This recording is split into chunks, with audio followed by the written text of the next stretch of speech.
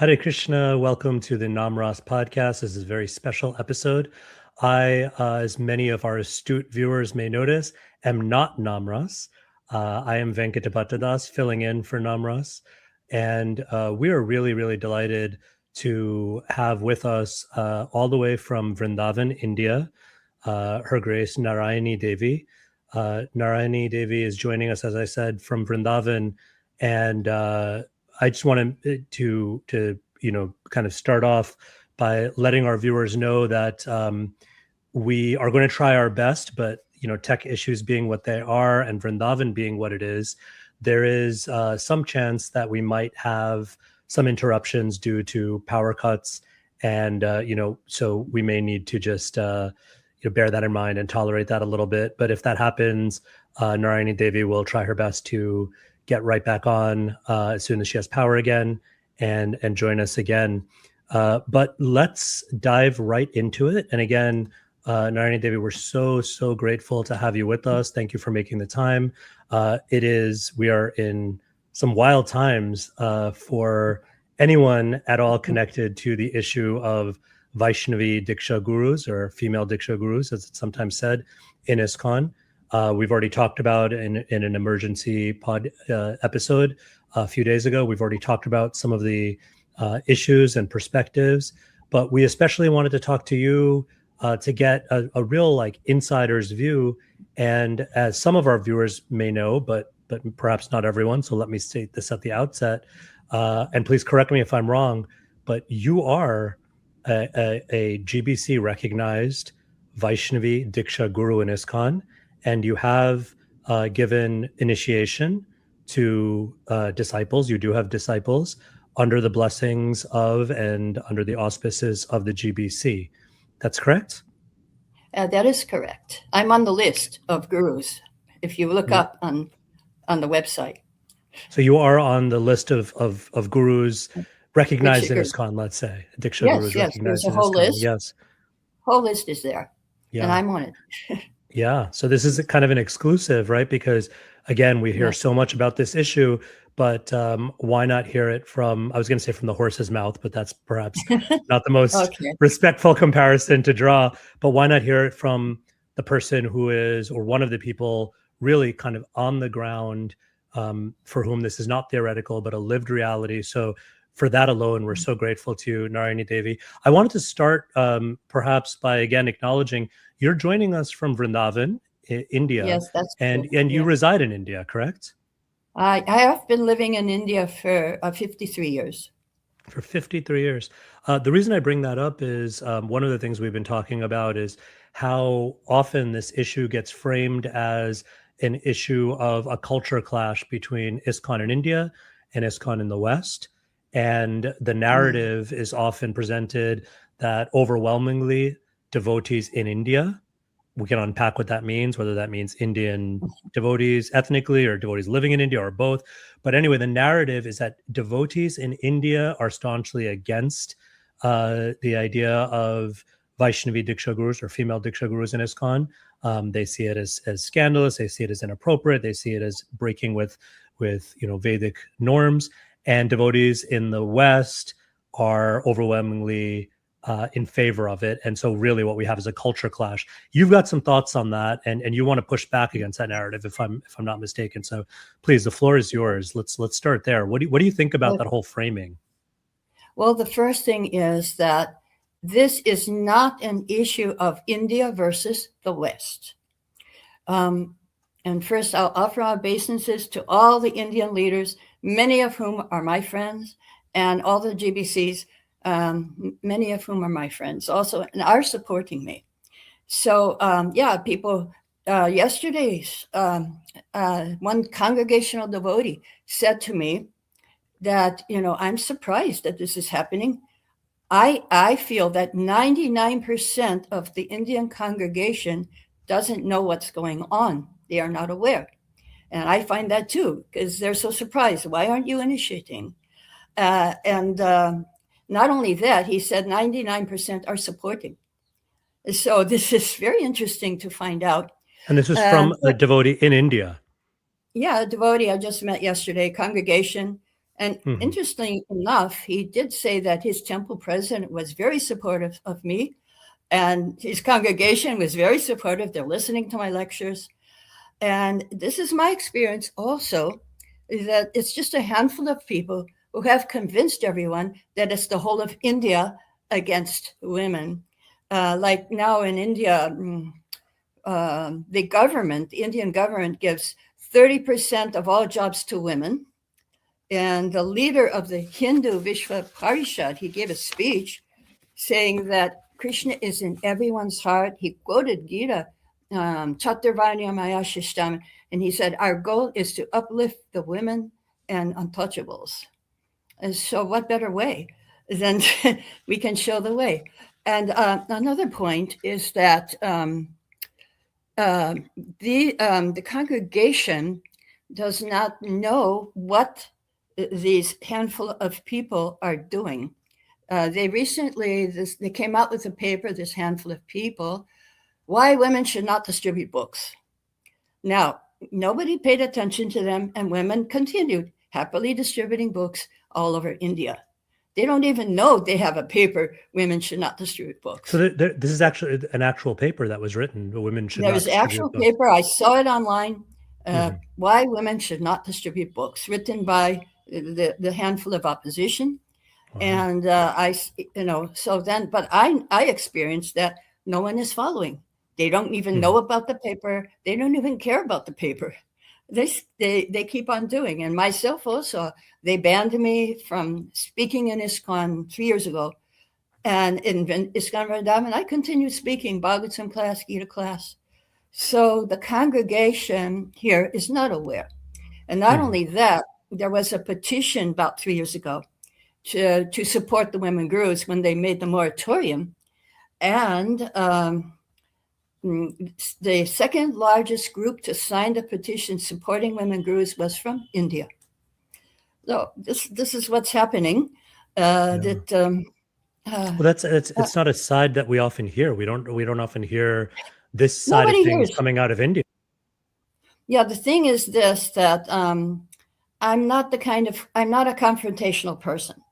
I don't like to speak up, basically, but somehow I'm being pushed by Prabhupada from inside. No, you have to speak. Now you have to do it. And so like for 10 years, it was from 2012, I was nominated and all my qualifications were accepted. Only objection was I was a woman. So for 10 years. Was that an actual objection? Was yes, that the actual objection that she is a woman? Yeah. Full stop. That's it. Full stop. No objection to qualifications.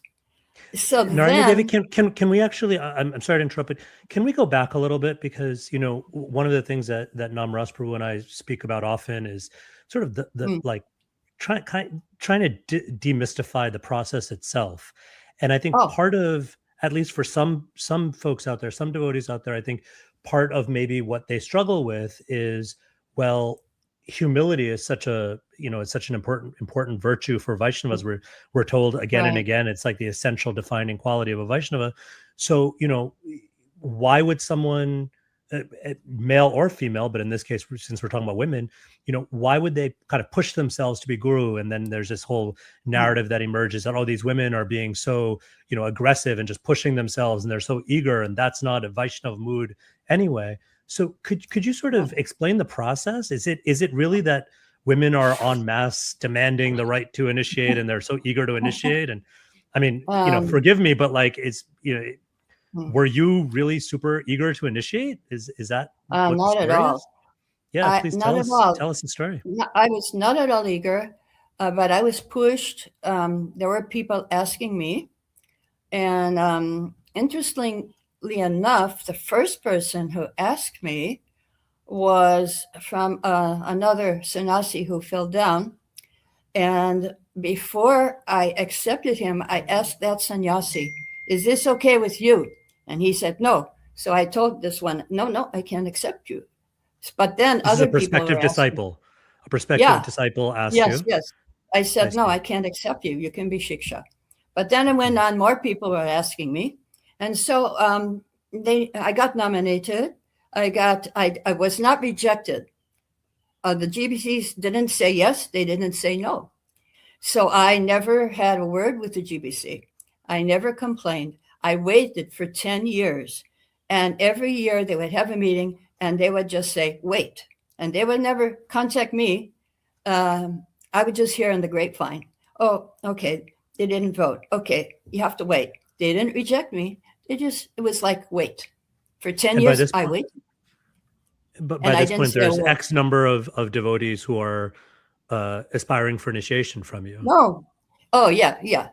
By that time, yes. Now I have.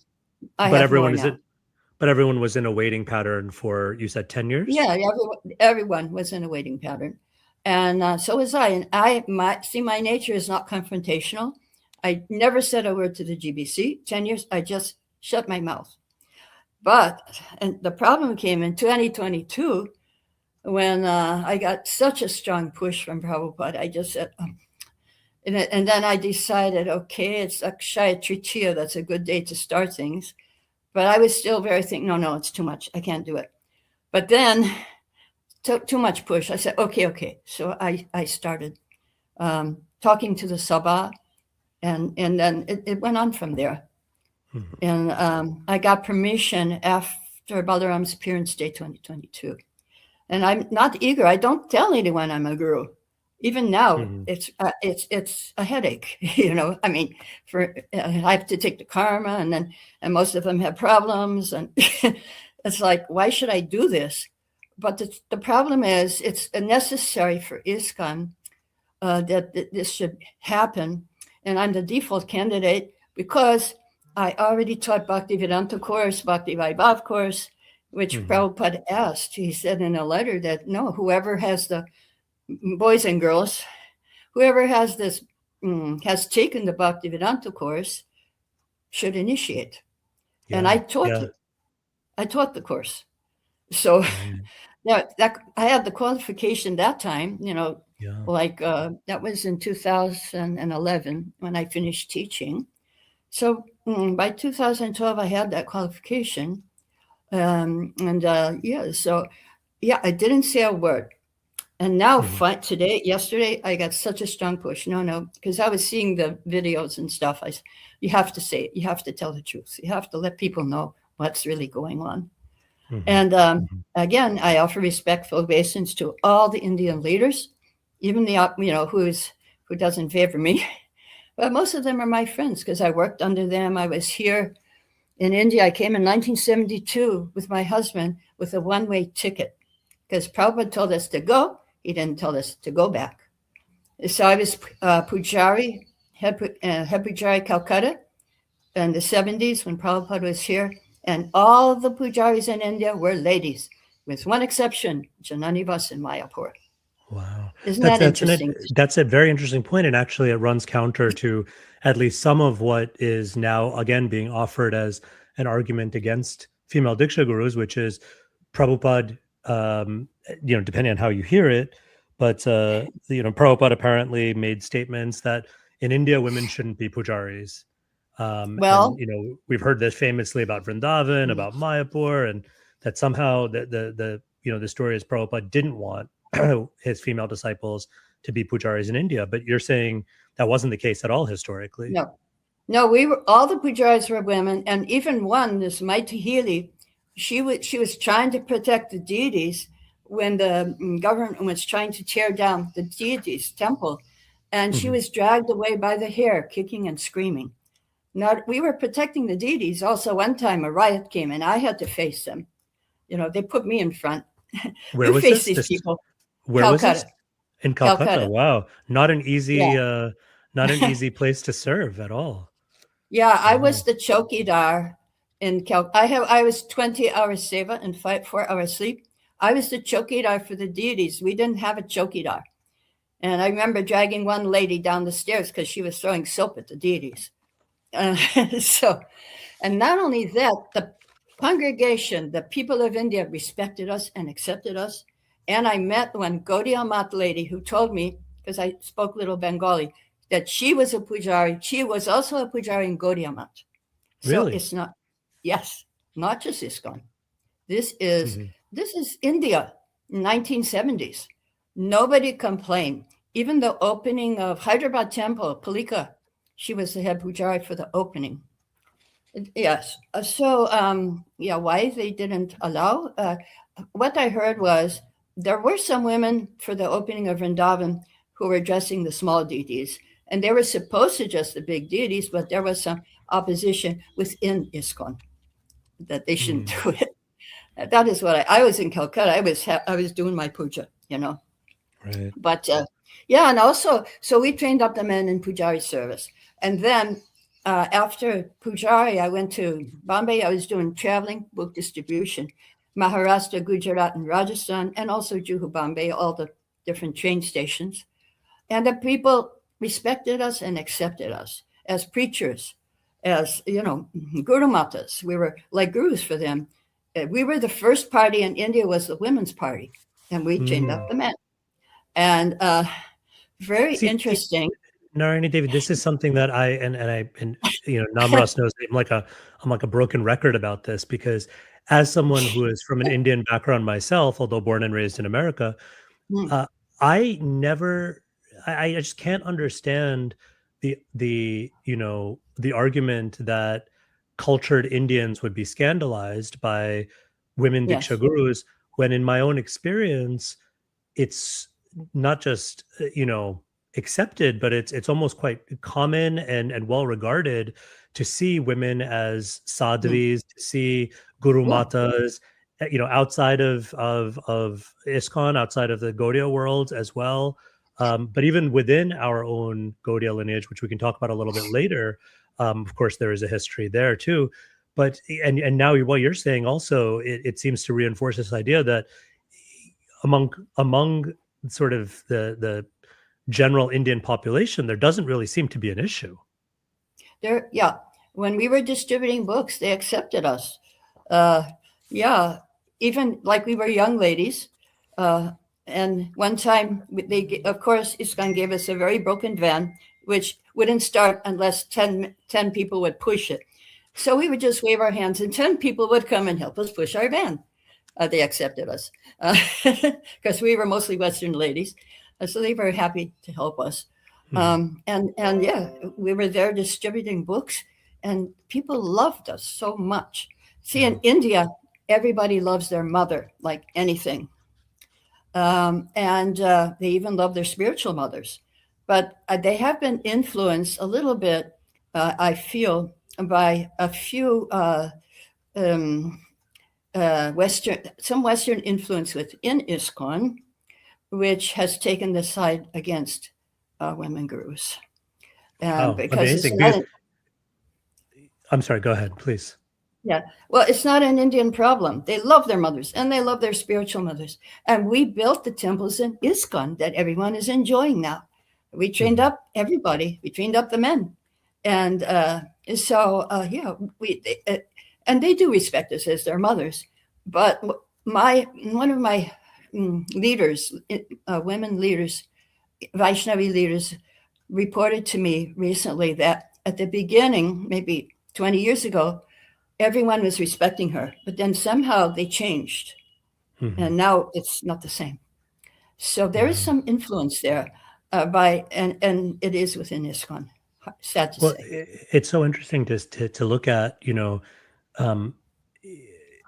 many of the, maybe perhaps not all, it wouldn't be fair to say all, but many of the most prominent opponents of Vaisnavi Dīkṣā Gurus are perhaps residents of India now, but are not Indian themselves.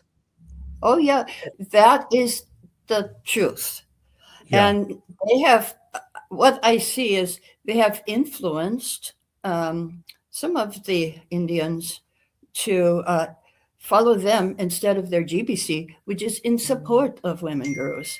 Many of the GBC, Indian GBCs, are supportive of women gurus, like especially Bhakti Charu Maharaj, Gopal Krishna Maharaj, Jayapataka Maharaj, and there's two more, which I will say I won't mention their names, but one is a very respected Indian guru from many, many years who Prabhupada personally told to give initiations.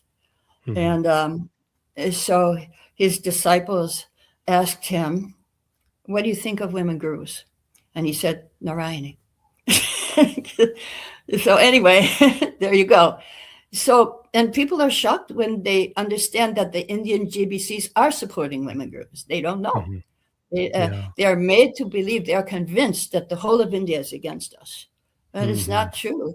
Yes, even the Hindu, Vishva Hindu Parishad, they support, and they quoted the leader of them. I heard him speak in Mayapur in 2022, I believe, or maybe 23. And he was quoting Bhagavad Gita, Chaturvanya Maya Shastam. It's quality and work. It's not the this thing. Another problem is that if they threaten to leave ISKCON, then what they are doing is devotional service in the mode of passion, according to Bhagavatam 3:29-9.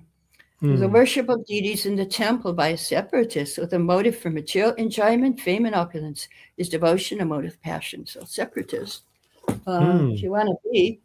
And, we already have experience that Madhu Pandit took a temple.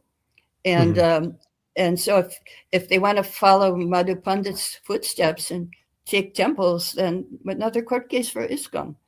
And will their congregation support this? They don't even know that they have threatened it. They don't know. They're not aware of what a handful of people are saying and doing. And they don't care really, as far as I can see. Well, I want to play devil's advocate a little bit, if I can.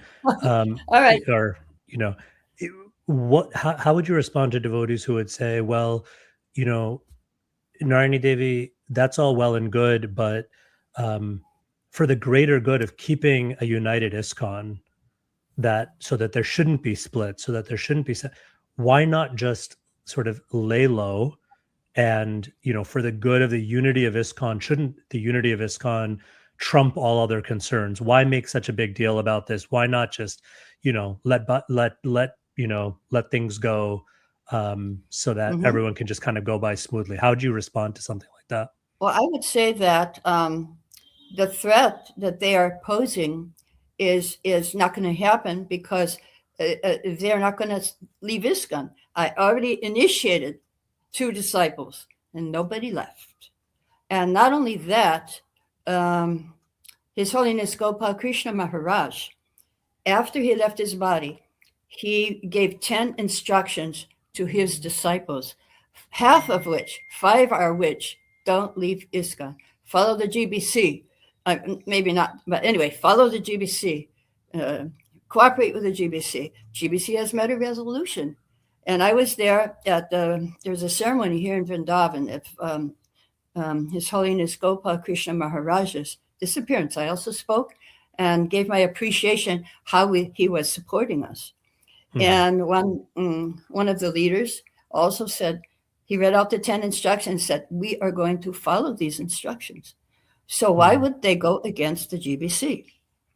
And they said but there are some that are saying, we'll walk away, we'll split, we have substantial resources, all of this. But what I'm saying is, they may say that, but will they actually do it? I don't believe. I'm living here for so many years, and it was very interesting. I did not know that they banned me, but there is one Guru Kuli whose father is very supportive also here living. I won't mention names, but he's here in Vrindavan, one of the leaders here in Vrindavan at the moment, and he's widely lecturing all over the world, online. Of course, he can't walk, but anyway, his son told me, oh, they banned you. I said, oh, I didn't know. Nobody told me. And he said, don't worry, I'll protect you. But actually, when you say they banned you, who's the they? Who banned you? Actually, it was the Bureau, I guess. The Bureau. There's some kind of bureau. I don't know much about it. Ban means you couldn't speak in a certain number of temples? No, I can't. No, they didn't tell me. And they said I can't live on ISKCON property also. But I don't, so it doesn't matter. And I wasn't planning to. But anyway, one interesting thing is that what this Guru Kuli told me, he says, I know these people, they talk big, but they're not going to do anything. And I said, okay, let's see. And I was in America before that. That was when I first came after I gave initiation. And the GBC and devotees were saying, don't go to India, don't go to India. I said, come on, I've been there 53 years or 50 years. And I came. And everyone supportive of me. I didn't meet one person who was against what I'm doing. I met the brahmacharis. Everyone here was supporting me, and everyone from outside was supporting me. So that was the experience I got, is that the whole of India is supporting. I mean, I would say, most, the highest, at least 90%. The government is supporting the Hindu Vishwa Parishad, the GBC, and the common devotees, congregational. That is my experience. So I don't believe the congregation is going to support leaving ISKCON. And let me ask you, at the risk of sounding like a kind of a conspiracy theorist or something, what do you think is the real sort of motivation for what sounds like then a smaller handful of very sort of vocal opponents of this? But what do they want? What is their problem, so to speak? What do you think? If you want to know the truth, they may not like me saying this, for sure. But Srila Prabhupada talks about it in Chaitanya Charitamrita when the Gaudiya Math was splitting up. And he said that there are some Kali Chelas within the movement. And their goal is to stop the preaching. And so that's how I feel it. Even Tantra, they're throwing things at me, but I'm protected. I do have some health issues, but it doesn't matter because, it's for Prabhupada and it's for ISKCON, not for me. And there's nobody wants to be, none of the women want to be gurus. They never gave classes. They're scared to give a class. There's like right now only 2 besides me who want to be gurus. As Prabhupada said, some can do. And I think even some, I didn't hear Shivaram Swami's thing, but somebody told me that he said some. Prabhupada said some. So it's as far as I know, there's only 3 at the moment. Nobody has rushed since they made the GBC resolution. Nobody has rushed to do it. And I don't believe that these people will split from ISKCON and follow Madhu Pandit. I don't believe it. And but they have convinced everyone. They have convinced everyone that, oh, yes. No. They're trying to stall it and wait for us to die, as far as I can see. As Prabhupada said in her podcast, not podcast, whatever, she said in her YouTube video that she got the minutes from their last meeting. We'll just keep having moratoriums until they die. So, yeah, I know. I have death wishes against me. But, Nrsimhadev is there. I pray to him. And I pray to Prabhupada. And for me, it's worth the risk. It's a risk. Why should I take this risk? It's not for me. It's for ISKCON. Yeah. That this has to be done. It just has. And I'm the default candidate. I did quit one time because it was too heavy. All the negative energy. And I did quit once. But then again, I said, okay, I'll do it. It wasn't my idea, really, to do this.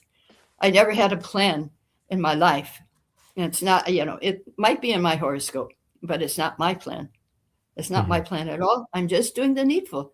They needed pujaris in India. I did the needful. They needed book distributors in India. I did the needful. They need Bhakti Shastri type teachers in India and Bhakti Vaibhav. So I did the needful. And now I'm doing the needful again.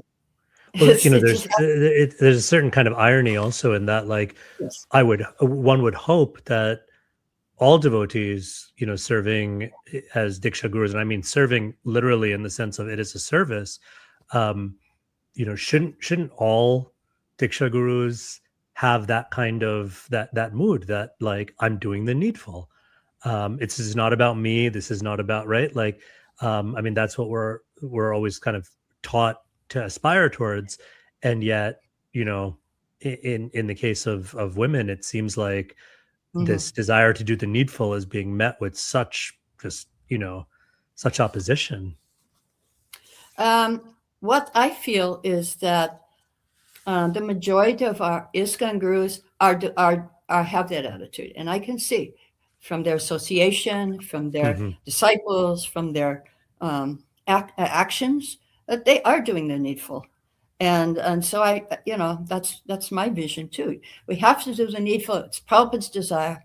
It's very important for ISKCON's position in the world and in India to do this, to reestablish the fact that there are women gurus in India, and they're loved and they're respected, and so why not in ISKCON? Right. In India, it's there. In the congregation, we're respected, we're accepted, and we're their mothers. They should accept us as their mothers, just like they all love their mothers in India. They will do anything for their mothers. I think I saw a joke. Anyway, I can't remember it, but anyway, it was about if you love your wife better or your lover, and then when it came to the end, we love our mother. So that's we are the mothers. Yeah. We nourished you, we taught you, we trained you, and so we can help your mothers, your sisters, your daughters.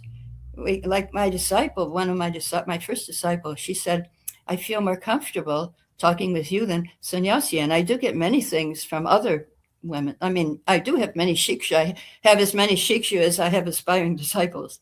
Shiksha from other gurus, because they can talk with me on a personal level, and that they can't talk to their sannyasi gurus about. Yeah. And I think it's more natural. I mean, actually, for the women, single women. Well, there have been, I think, some devotees who have said, well, okay, well, maybe Vaisnavi Dīkṣā Gurus, but only with female disciples. Do you think that a compromise like that should be entertained, or is that sort of setting a double standard? Because we certainly don't say that for male gurus, do we? I mean, there's already a double standard for ladies. We have to have someone like a son or a brother or somebody that say they will take care of us. So my son wrote a letter to the GBC, and we already have a double standard. And according to a lot of, I would say we can accept also male disciples. I do have some who are aspiring for me. And there was one who told his mother, oh, I want to take initiation from ISKCON. And she said, oh yeah, from who? And then he said, it's from a female, not female, Vaishnavī. And her mother said, okay, not from a man. You can take from the lady. I thought that was very interesting. Yeah. Well, one of your god sisters, I won't say the name, but just to respect her privacy, but she told me an interesting story that some aspiring Vaishnavis in a predominantly Muslim country whose family members, relatives were not devotees, these aspiring Vaishnavis expressed, an interest in being initiated, and their relatives said, well, not from a man, but they would feel right, because culturally also they would feel like, well, they would feel much more comfortable with their relatives being initiated by a woman. So isn't that interesting? Yeah, I would say, they are saying we're that what we're doing is against the Vedic culture.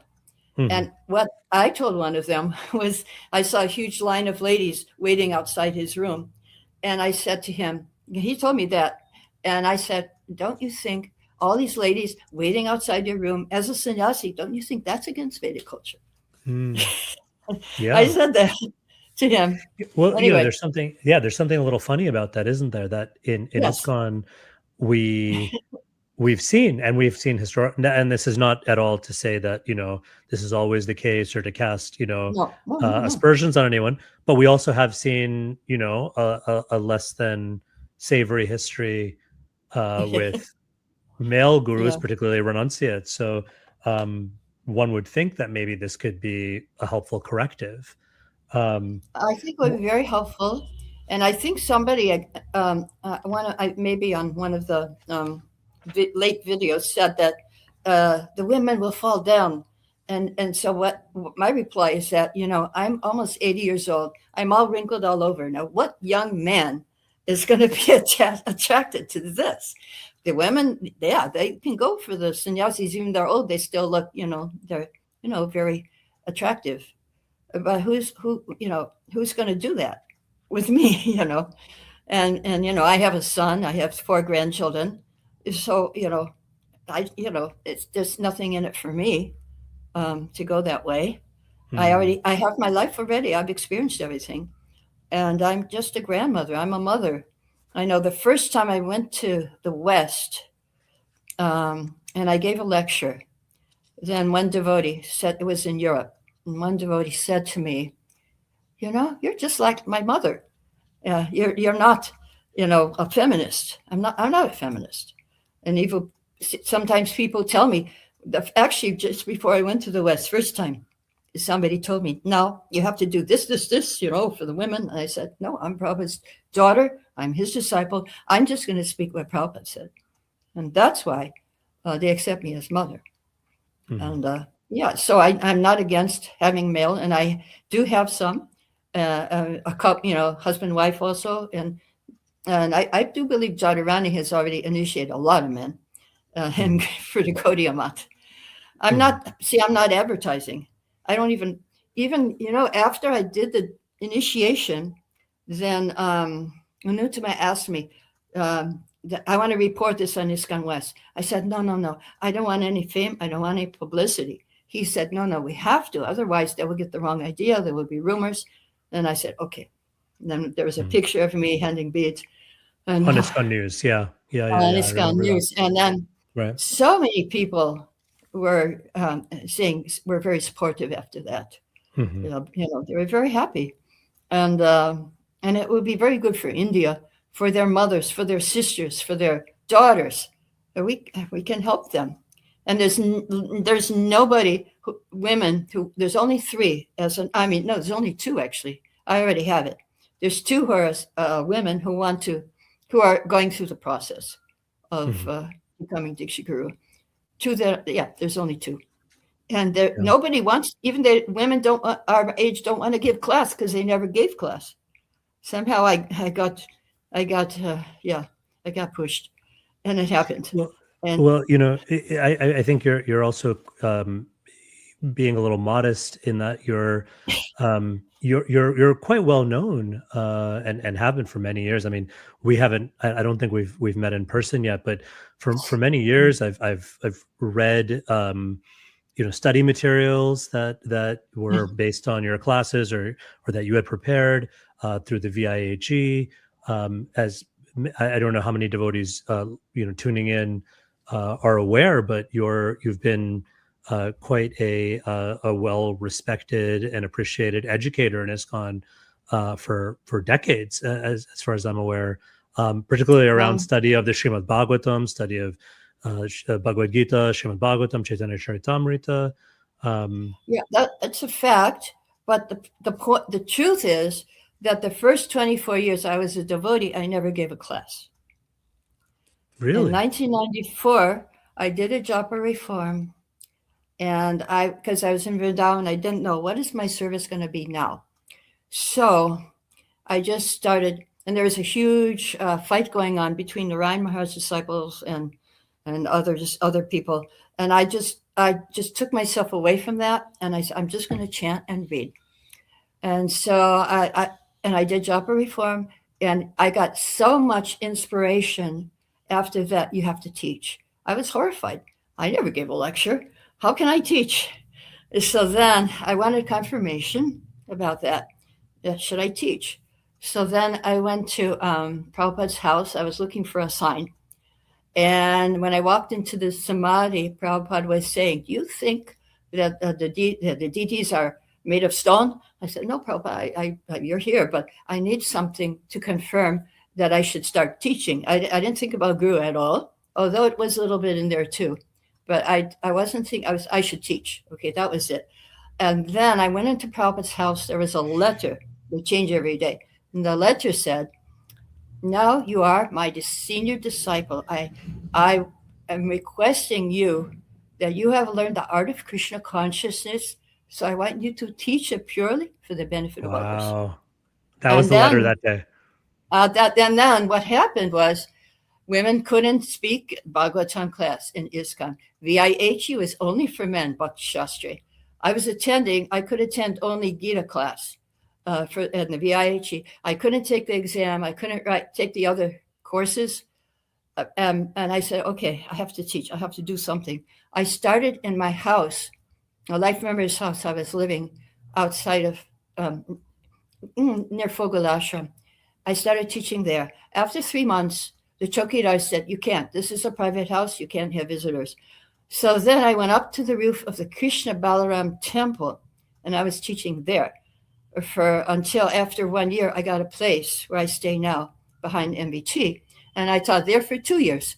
And after 3 years teaching without facility, then VIHE opened up for women. And I started teaching there in 1997. And very interesting. And so I started teaching there. I wrote the curriculum, helped write for VTE. And then after that, I started teaching Bhakti Vaibhav and Bhakti Vedanta. And and I even it was so funny. I was teaching the women, but then after the first year semester, I was going all over Europe. I was invited, and in 1998. And 1998, I also taught the brahmacharis Bhakti Shastri because their teacher didn't show up. And I'll just give you an example. There was one kind of feminist here in Vrindavan, won't mention her name. She's now, anyway, she's not active now. So she told me, "Guru Puja, why don't you go up in front and offer obeisances?" And I told her, "You know what? I think I'm doing more for the women by teaching the brahmacharis Bhakti Shastri than by going in front of all the men and offering obeisances. I'm shy to do that. I'm kind of Indian. I don't like to go in front of the men and do stuff like that." So that's my history. And then after 3 years, then I started traveling 1998. And then I stopped for 7 years just to study Bhagavatam so I could teach Bhakti Vaibhav and Bhakti Vedanta. And then I started traveling in 2009 again.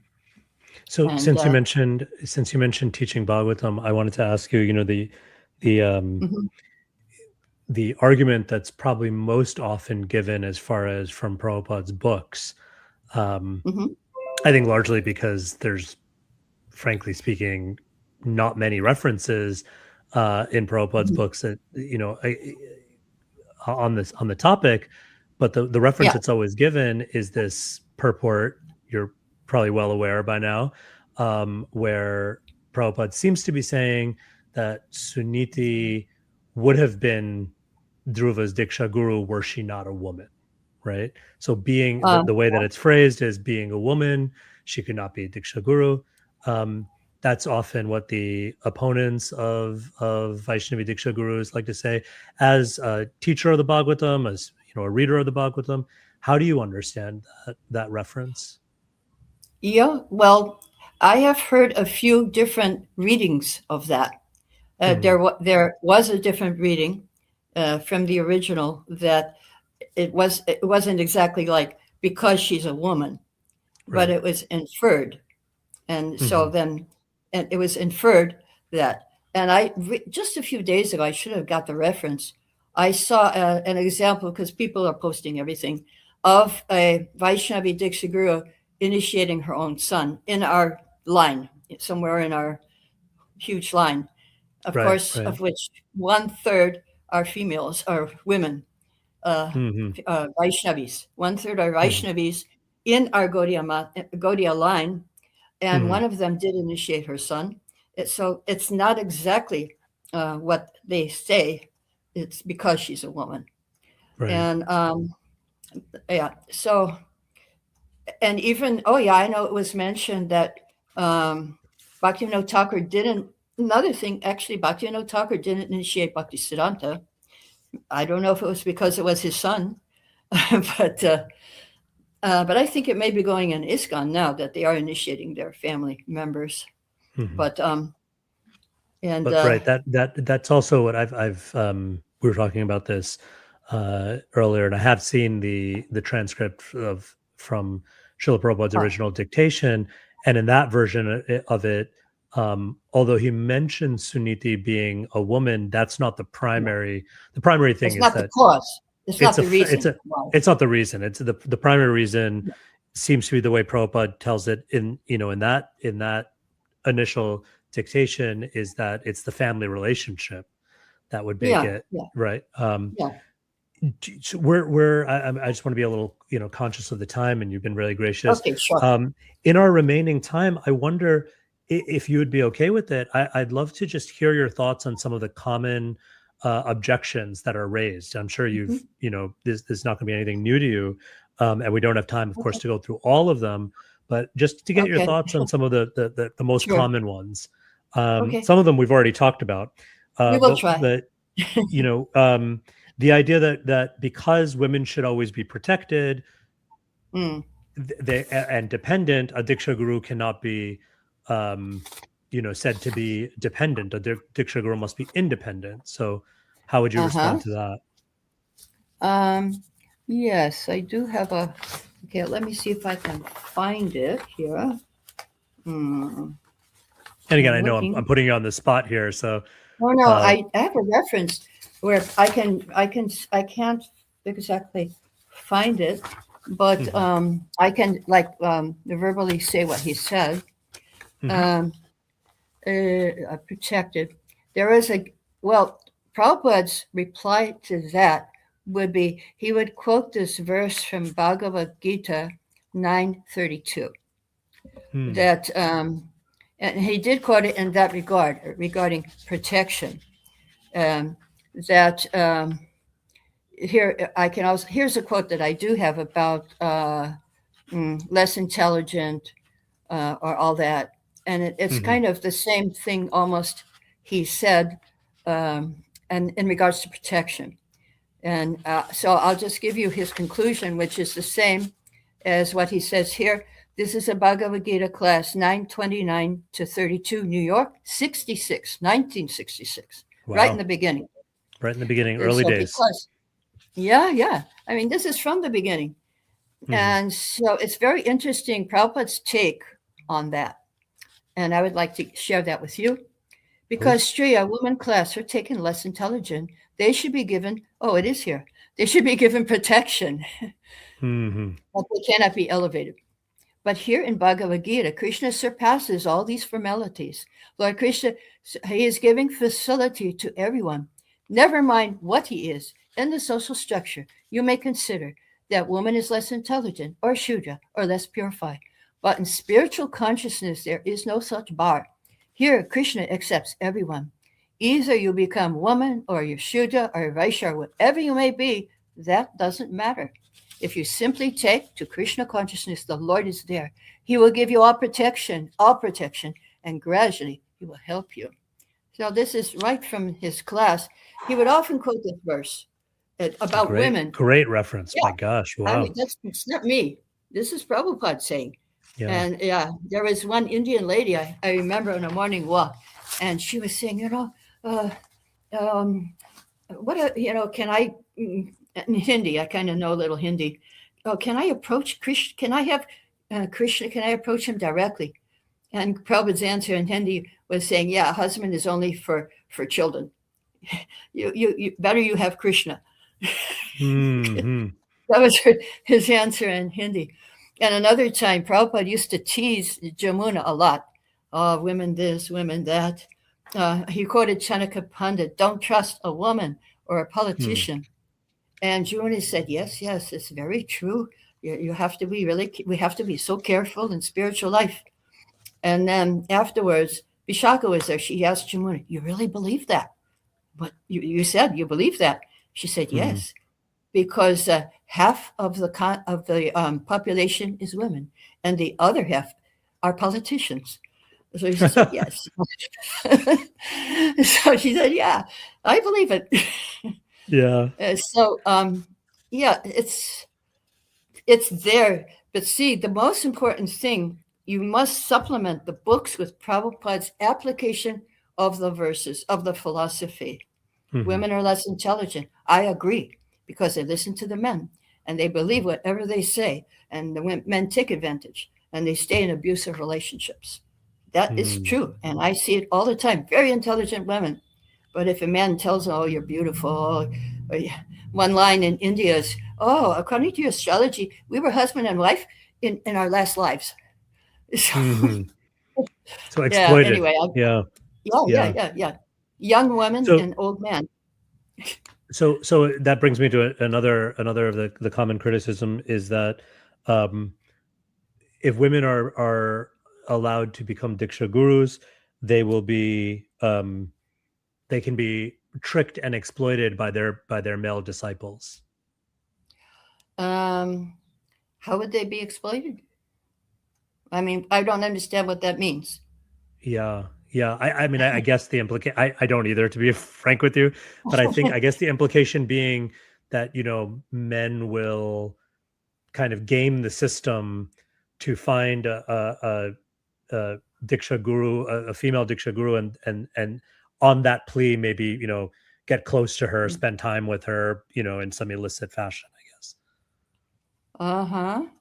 Well, I would think this has happened with the males a lot in ISKCON. This has happened with the males who keep secretary or whatever they do. I can see this has happened. But who wants to be close to an 80-year-old lady who's a grandmother? I don't see it happening. Oh, I can see it with the men. Yes, it's happened so many times. The women exploit the men. Right. They get the men. I've even seen some letters where they want to marry the sannyasis. But as far as I can see, I don't have that experience because I'm not looking for it either. I'm not looking for, this crazy material things. I've done it all. I've experienced it. I've only had one man in my life, and that's my ex-husband. Only one man. And I don't need more. That's chastity. Why? I already went through it. I have one man. He's fine. Very interesting thing. And my ex-husband does support me. And one of the top leaders, not now the opposition. I mean, he's not the leader of the opposition anymore. He came to talk to my husband, to try to get my husband to go on their side. And after, of course, my husband didn't go on there. He knows the philosophy. So he told me afterwards that he said that women cannot transcend. They have to stay in Varnashram. They cannot be devotees, basically, is what that man said to my husband. And my husband told me that.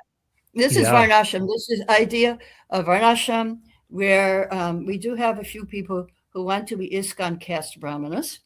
And their idea of Varnashram is asuric Varnashram. It's by birth. It is by birth.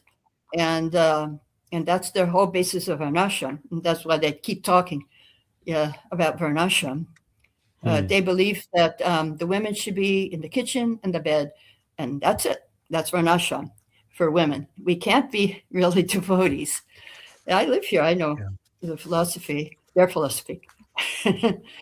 So, yes, this is. So let me give you a couple more of these. I'll try to. Some of them again you've already addressed, but the one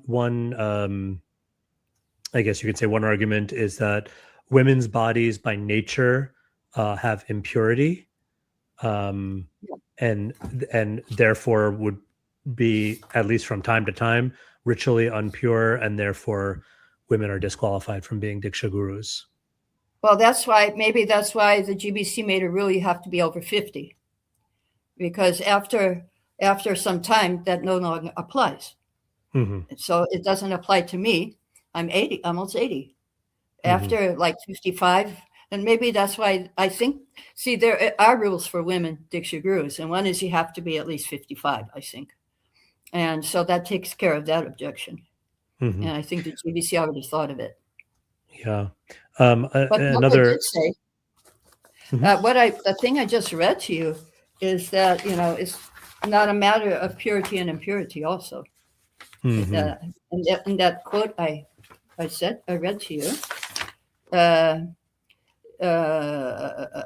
you may consider a woman or is less intelligent or Shuddha or less purified, but in spiritual consciousness there is no such bar. Mm-hmm. And in the early days, we all had to do everything, no matter if we were pure and impure. I was dressing the deities, Radha Govinda, every single day, 24/7. I was doing the puja, 4 artis a day, dressing the deities. I never cooked because I don't know how to cook. But that was, Prabhupada didn't accept that reasoning. Mm-hmm. And now, and the GBC has made, made it clear that you have to be old to be a guru here in ISKCON. Mm. At least 55, I think it is. Okay, a couple more. No, that makes sense. It's very practical. A couple more. Let's see. Prabhupada said women Dīkṣā Gurus are rare, not so many, and yes. Therefore, if we allow female Dīkṣā Gurus, the floodgates will open. And this will contradict Prabhupada's statement that it's very rare. Srila Prabhupada has said in a purport, Madhya 7, 128, that he quoted Jaya Deko Tare Koha Krishna Vadesh Amar Agya Guru Hoya Taro Edesh. Instruct everyone to follow the orders of Lord Krishna as they are given in Bhagavad Gita and Srimad Bhagavatam. In this way, become a spiritual master. Try to liberate everyone in this land. 1974, a class in Bombay, he said, if we actually want to become guru, there's a necessity of many thousands of gurus to teach this cheated public. But how to become guru? Lord Chaitanya says, by my order. And very interesting, an interviewer asked Srila Prabhupada, who is going to succeed you? You are now the head of the Krishna movement. In the world, you have no successor when you move into another dimension. From the masses, from the disciples you have throughout the world, someone will rise to take your place when you move to another world. Prabhupada said, not someone, but so many, because I'm teaching all the students to work. In the future, I may die, but the movement will go on because all these young boys and girls, they are complete in knowledge of this Krishna conscious movement, so it cannot be stopped. And Prabhupada said boys and girls there. Every time. And in a lecture, 1973, on his Vyasa Puja, I hope all of you, men, women, boys, and girls, become spiritual master and follow this principle. Spiritual master, simply, sincerely follow the principles and speak to the general public, and you become Krishna's favorite many, many times. Many, many. And he quoted this verse, Kipa Vipra Kipranase, Shuddha Keninai. Jai Krishna Tattva Veda, Se Guru Hoy. One who knows Krishna, and he can become Guru. If you know the science of Krishna consciousness, in a letter to Malati, he said, this is 1974, December 25, women in our movement can also preach very nicely. Actually, male and female bodies, these are just outward designations. Lord Chaitanya said that whether one is a Brahmin or whatever he may be, if he knows the science of Krishna, then he is to be accepted as guru. Krishnadas Kaviraj, Madhya Lila 18, verses 121 and 22. This Krishnadas also supports us in Chaitanya Charitamrita. If they see you just once, even women, children, old men, meat-eaters, members of the lowest caste, immediately chant the holy name of Krishna, dance like madmen, and become spiritual masters capable of delivering the whole world. There you got it. Beautiful, so we're in the camp. I mean, this is, of course, this is Chaitanya Charitamrita. What can we say? Yeah, it's so beautiful. I almost, I wish like that could just be the final word. I do have to ask you though, because there's such a big deal being made about it apparently, can we talk a little bit about all things Brahmin?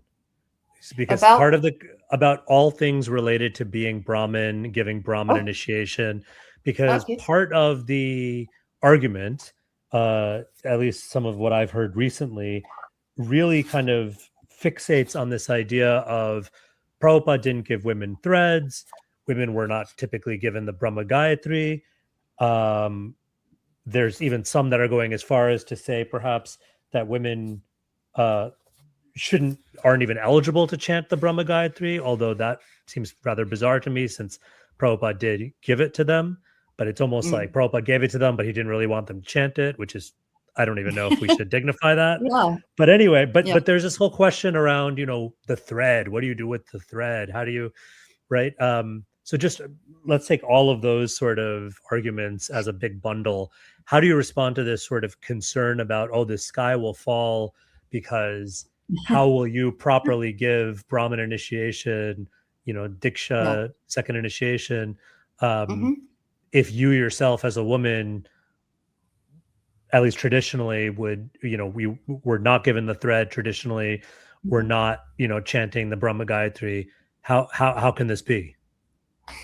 So we are following Srila Prabhupada, and he has given the Gayatri, even the Vedic one, to women. As far as I understand, there is one guru in India who does not give the first line Gayatri, not to women, to Shudras also. You may be a professor in the university, but because you're accepting a salary, you cannot have the first line of Gayatri. Wait. Anyone accepting a salary is a Shudra, according to this particular person? According to this, yes.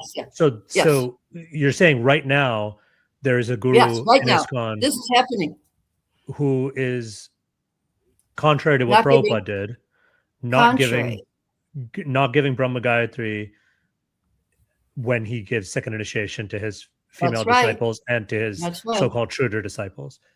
Wild. Okay. I'm not even gonna. So who is following? Let's not comment. The main thing is we have to follow Srila Prabhupada. It's not a problem. This is just a technical issue of giving the thread. We can have another male do it if people are disturbed. I am a grandmother. I don't have to do it. We can arrange, just like you in technical issues, you arrange things. So we can also arrange that too. It's not a big deal. The main thing is the mantra. The main thing is the mantra and helping them to chant that mantra. That is giving Gayatri. And we got it. We got the first line from Prabhupada. All of my god sisters got it. And I think most of our ISKCON devotee ladies have it. There is just one exception here that does not accept. Prabhupada, he wrote a letter to Gopal Krishna. Gopal Krishna was concerned, I have a job and everything. And Prabhupada said, no, you are a Vaishnava. It doesn't matter you're working in the material world.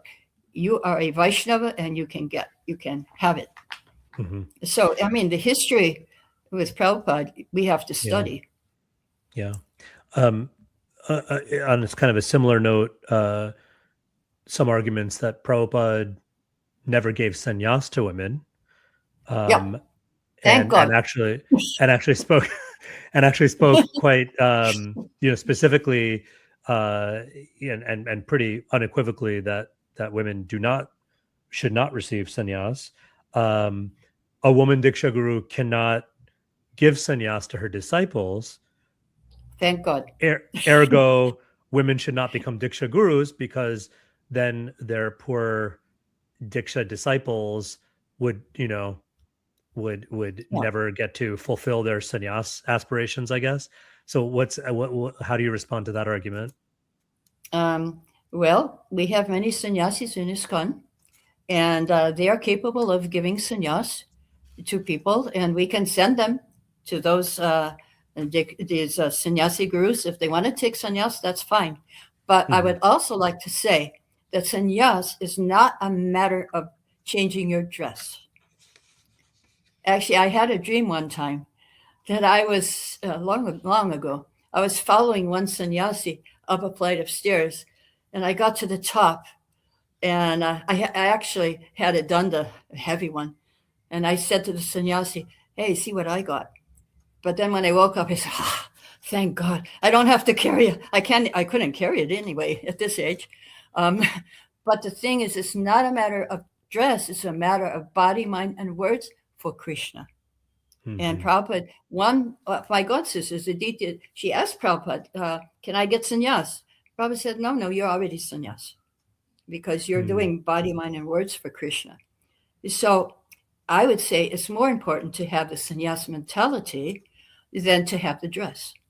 And I know many grihastas who are as good as sannyasis, and women too. They have nothing. They're depending on Krishna. Also myself, I had no income since years. I'm just depending. I don't ask anyone for money either. If they give, okay. If they don't, okay. I mean, that's the spirit. That's actually the spirit of sannyas. Yeah. And I'm traveling and preaching. So, okay. I don't need sannyas. I'm a mother. We need more mothers, Dīkṣā Gurus here. We need more mothers in our society who can care for and love and give nutrition to our devotees. We need the feminine Radharani aspect here of trying to. The mother wants to bring everyone up. They want to make the disciples better than them. That's how the mother sees, the disciple's better than me. I've succeeded as a mother. And so I think that mentality, sannyas mentality, maybe there also. Actually, I kind of had that mentality in the beginning, but then once I got my son, that was over. Because when you have a child, then you learn unconditional love. That child is way above. We learn it, and Prabhupada did say the closest thing to prema is the mother's love for a child. And I have experienced that. And I can see that this is an advantage to being a woman, a Dīkṣā Guru, is that you have that, you know what it means to have unconditional love for your disciples. Beautiful. As we wind down here, there are devotees clearly who have already made up their mind one way or the other. Yes. But there are, I would say, a good number of devotees who maybe don't know exactly what to think. Maybe they've heard it, both ways. Maybe they're still on the fence. Maybe some of them are just sort of wondering, well, why do we have to have this polarizing issue? And, what, like, this doesn't really affect me personally. To that, to that population or that community of devotees, if there's just one or two things that you could say to help them to understand kind of what are the stakes here and why perhaps it is important to care about this and to support the I won't even say, I was going to say support allowing female Dīkṣā Gurus, but I don't even know if that's the right term because it's already been done. But why this moratorium should be lifted and it's already lifted, by the way. Oh, well, there you go. Why it should remain lifted? Why it should remain lifted, and why there should not be a new one. Why there should not be a new one? How would you sort of, I won't say convince, but how would you convey to that the importance to these devotees? I would say that the most important thing is we have the order of Lord Chaitanya. We have the order of Srila Prabhupada to be guru. He wanted all of his disciples to be guru, initiating also in the letter, I want all my spiritual sons and daughters will inherit the title of Bhaktivedanta, so the family transcendental diploma will continue through the generations. Those possessing the title of Bhaktivedanta will be allowed to initiate disciples. So the thing is, and Lord Chaitanya said, I order everyone in this universe. It says every man, but man meant, all the human beings. I mean, in proper English in those days. Right. I want everyone to be guru. Everyone should be guru. Everyone, and that's for everyone. All of these, whoever's out there, you have the order to become guru. Everyone has the order. Prabhupada said it. Lord Chaitanya said it. even Krishnadas Kavirash.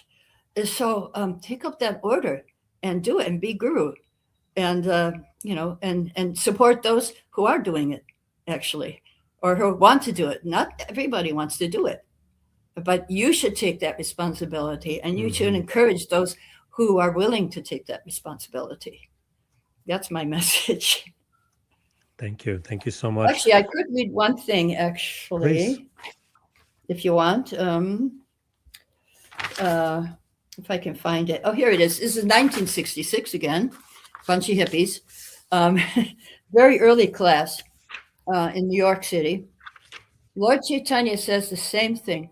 Krishna says the same thing. This is 4:12 to 13, New York 66.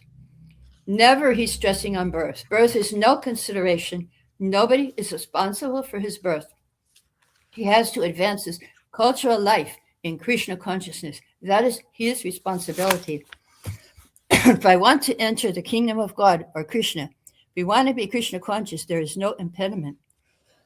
It does not depend on any material condition. Chaturvarnya maya shistam.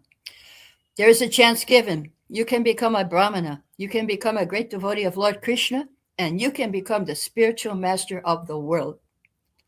So that was what Prabhupada said. And morning walk in Vrindavan, one devotee said to Prabhupada, I think Lord Chaitanya has spread Krishna consciousness in India, but he left it for you to spread Krishna consciousness all over the world. And then Prabhupada pointed to his disciples and said, and for you. So, and for you. It's for all of us to take up this challenge. And this is the desire of Prabhupada. This is the desire of Lord Chaitanya. So we have to take this order on our head. Prabhupada said, my boys and girls, they know, they have learned the art, and they will take care after I leave. They will push on this movement. So I said a lot of things in this. So anyway, please forgive me if I offended anyone. And Hare Krishna. Thank you so much, Narayani Devi. You've brought so much illumination and clarity. Thank you for speaking so honestly. Thank you for speaking so thoughtfully. And thank you for bringing that motherly energy. Everyone has to make up their own mind, and it's a complex issue. It's a very heated and emotionally charged issue. But I think, and I hope, one thing that we could all agree on, I hope there's many things we can agree on, but among them is that we need more of this motherly, nurturing, constructive, caring energy. We have many beautiful things in our movement, but there's also been a lot of hurt. There's also been, a lot of rifts. And I think we could all do with more motherly, nurturing, healing energy. And thank you so much for sharing that and for helping us set the record straight a little bit. I would add to what you just said, we need grandmothers. We're all we're grandmothers in this movement. We need grandmothers who they're even better than mothers, that can help this movement. Yes, we need GMDGs, Grandmother Dīkṣā Gurus. Yeah, you could change it. Maybe that'll help it go over better. I'm not sure. But anyway, thank you so much for your time, for your wisdom. Yeah. And we're all going to be praying and sending good energy for a very positive resolution to all of this. Yeah, I need that prayer right now. Thank you so much. Thank you. Thank you all for tuning in to the Namras podcast, the #1 Hare Krishna podcast in the world. Please like, subscribe, support, do all that good stuff. Please let us know what you think. Please stay connected, comment, and hopefully the next episode, the next time we all get together, it will be in a mood of celebration and reconciliation. Thank you all so much. Hare Krishna. Hare Krishna. Okay, and cut. Thank you. That was great. Thank you. Yeah.